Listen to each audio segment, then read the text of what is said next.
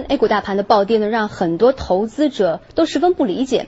那么到底是什么诱因导致了今天大盘的黑色星期二呢？今天下午收盘之后，我们连线了标准普尔亚洲区证券研究所副总裁陈丽子女士。Hello, Miss Chen. So great have you here. We just have 3 questions want to ask you. So today we know the share market slumped heavily, plunged over 100 points. So we just want to know what do you think are the factors and that influence market? Yeah, I think there's still some concern over the fact that the banks are going to be lowering their lending growth in the second half of the year. So I think there are some people who may have gone into the market and using some borrowed money perhaps, or perhaps they're a little bit worried at the current valuations. So they're choosing to sell at this stage rather than to hang on. Yes.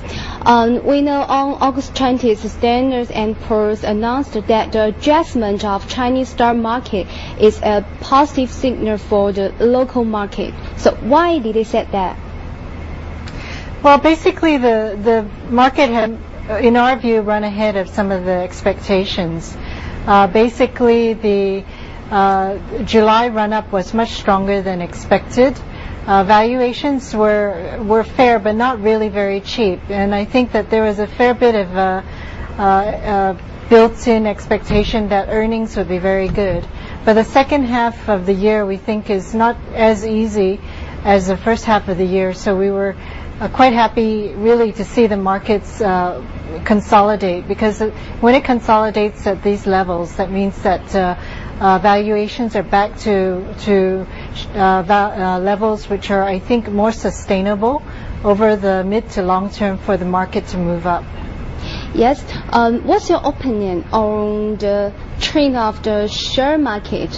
What's the attitude of some stock institute towards the Chinese stock market, and are they more optimistic or pessimistic?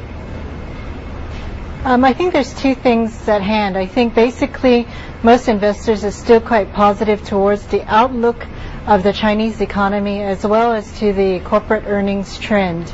I think where we're seeing concern is obviously the fact that the markets had moved up quite strongly and to levels that were probably a little bit more risky. So, which is why I mean that with the consolidation is actually better for the market for the rest of the year. I think at Standard & Poor's we're expecting the China markets to still quite well towards the end of the year, and at the current levels we're a little bit more positive on the Chinese market. Okay, thank you very much.